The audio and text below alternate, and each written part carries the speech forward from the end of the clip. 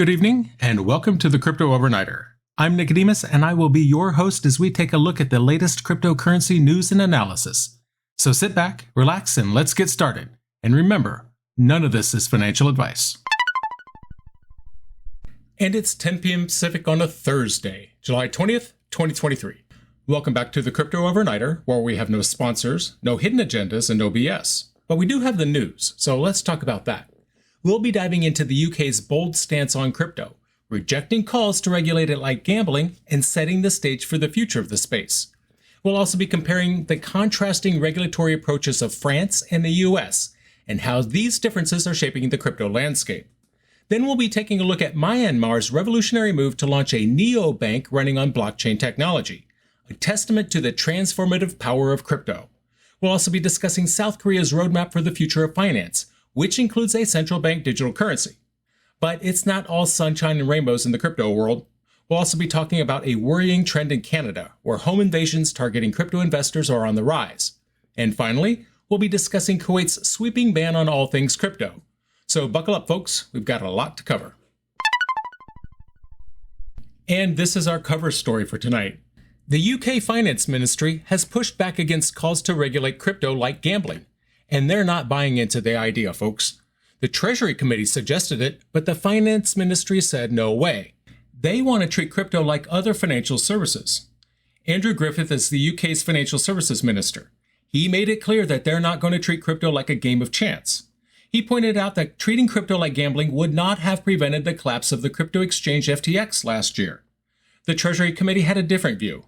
They said crypto assets like Bitcoin and Ether have no intrinsic value and serve no useful social purpose. That's why they want the government to regulate cryptocurrencies like gambling. But the Finance Ministry is sticking to its guns, because they're looking to make the UK into a hub for Web3. Now, let's talk about the Financial Conduct Authority, the UK's financial watchdog. They're none too impressed by the size of a crypto company when it comes to granting regulatory approval. They've turned down some of the biggest players in the crypto world in the last 2 years. They're not anti-innovation, but they are serious about money laundering standards. If a company cannot convince them that they are meeting these standards, they're not getting approved. Finally, the FCA is introducing a digital sandbox. This is a testing environment where firms can see how their products perform at an early stage of development. It's a safe place for innovation. It's been used to evaluate sustainability performance, including eco-friendly decentralized ledgers. This is all part of the UK's plan to foster crypto innovation. They're not just talking the talk, they're walking the walk. So what's the takeaway here? The UK is carving its own path in the crypto world. They're not treating it like gambling. They're not just approving the big players, and they are providing a space for innovation.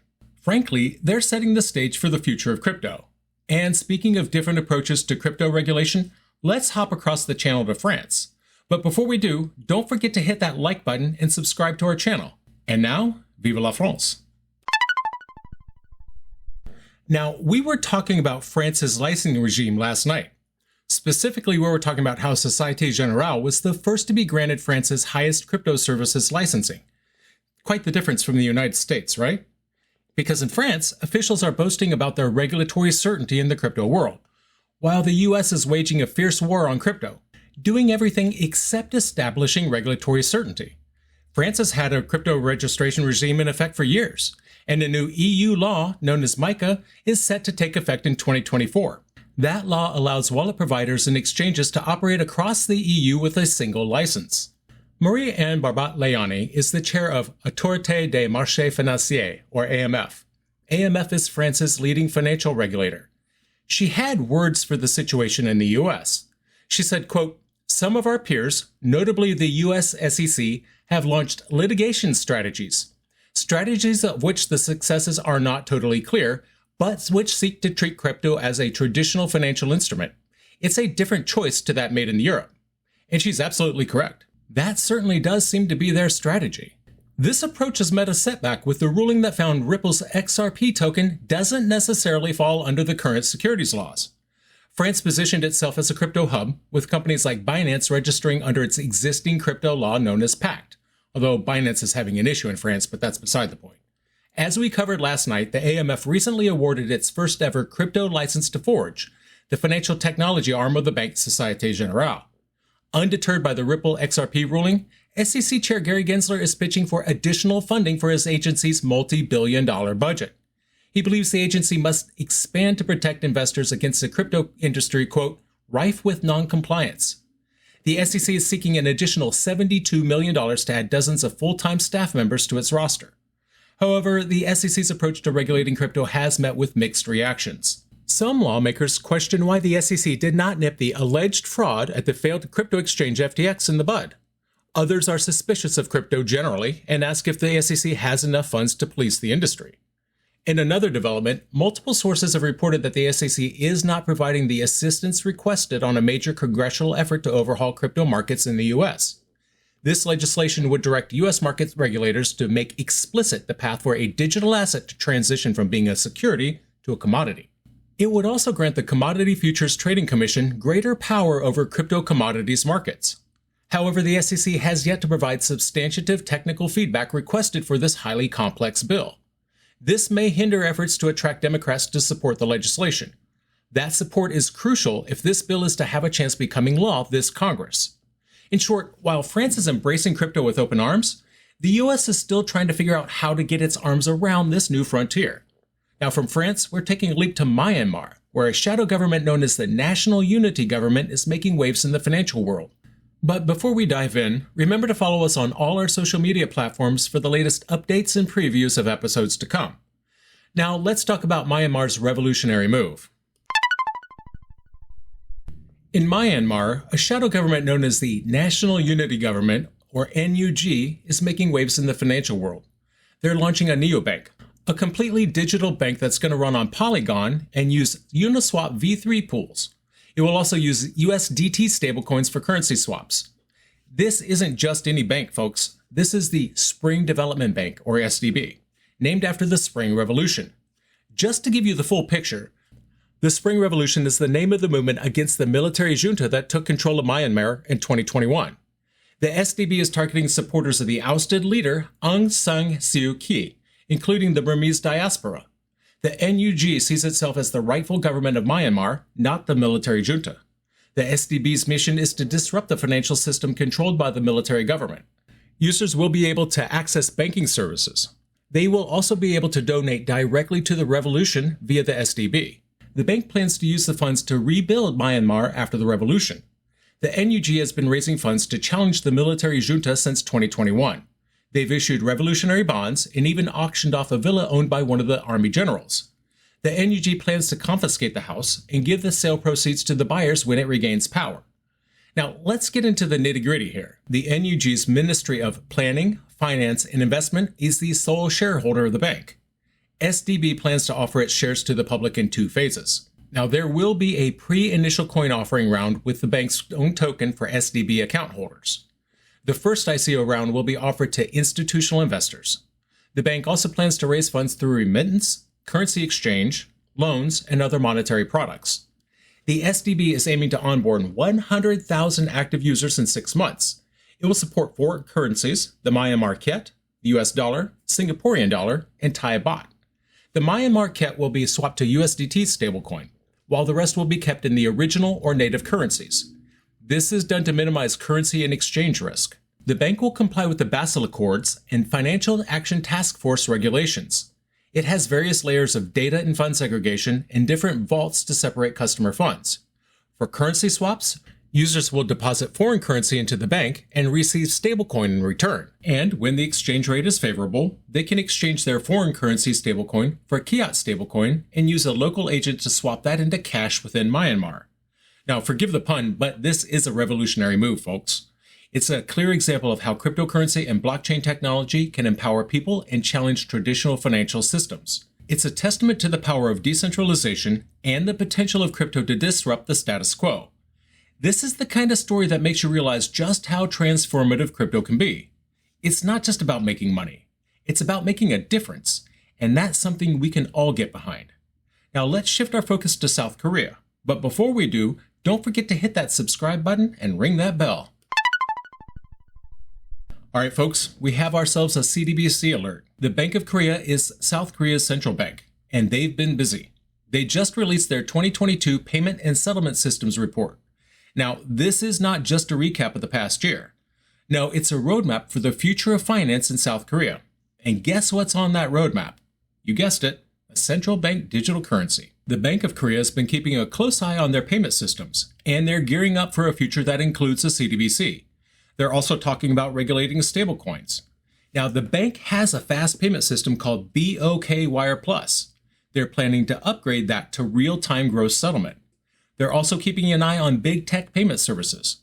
They're building up their ability to handle IT operational risk, and they're continuing to prepare for the potential introduction of a CBDC. They're also looking into smart contracts, offline payments with near-field communications, and cross-border payments. They've even connected 14 banks in the Korea Financial Telecommunications and Clearing Institute with a simulated CBDC system to test it out.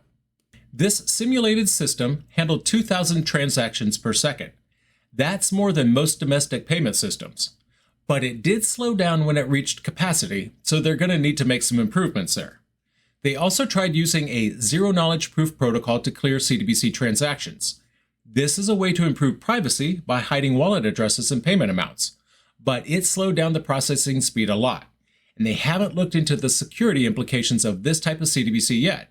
They're also considering using homomorphic encryption as well. The Bank of Korea is planning to ramp up its CBDC research. They're going to look at CBDC-based tokenized deposits. They're trying to figure out a CBDC operating model that won't mess up the stability of the financial system or the effectiveness of monetary policy. Now, they've made some progress towards crypto asset regulation with the introduction of the Framework Act on Digital Assets, but they're not ready to allow payments in cryptocurrencies just yet. The regulatory framework just isn't complete enough. So what does this mean for us?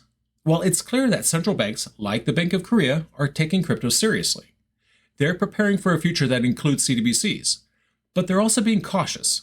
They're worried about the impact on the financial system and monetary policy, and they're not ready to fully embrace cryptocurrencies yet. But we will keep an eye on this and keep you updated. From South Korea, we're heading over to Canada, where there's been a worrying trend of home invasions targeting big-time crypto investors.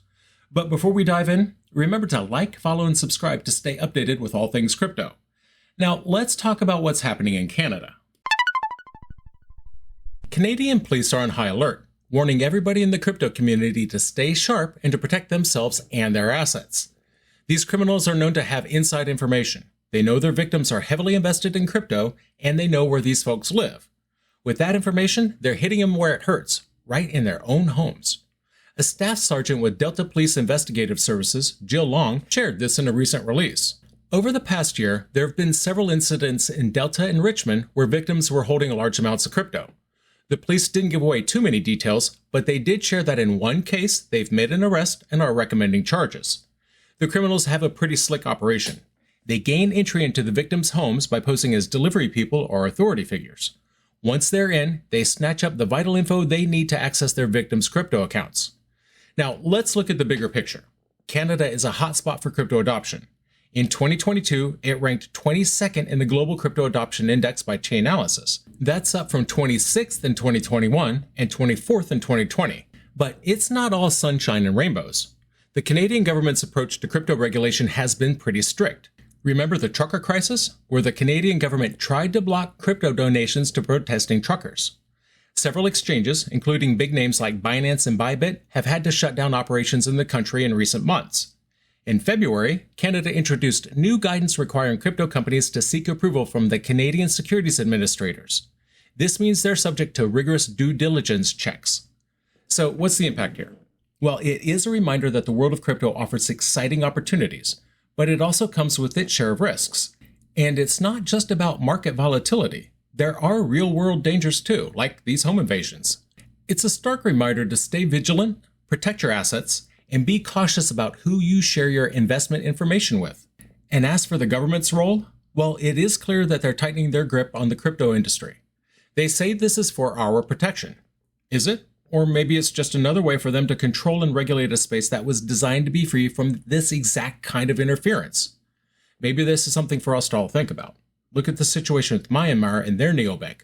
They're running a bank during a revolution under the noses of the people they're rebelling against. And there's nothing the military can do about it, as it should be.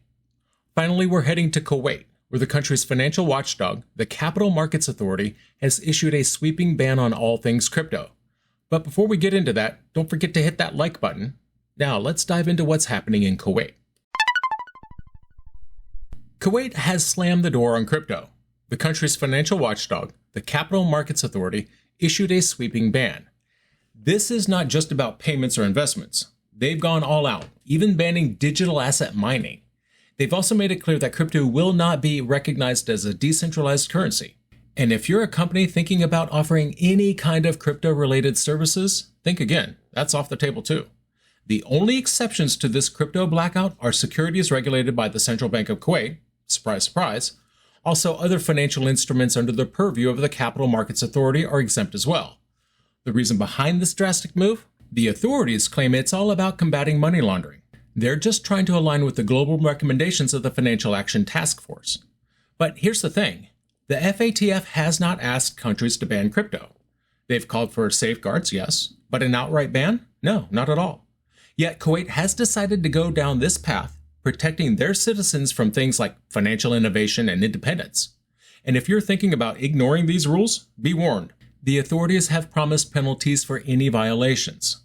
Now, let's take a step back and see what this really means.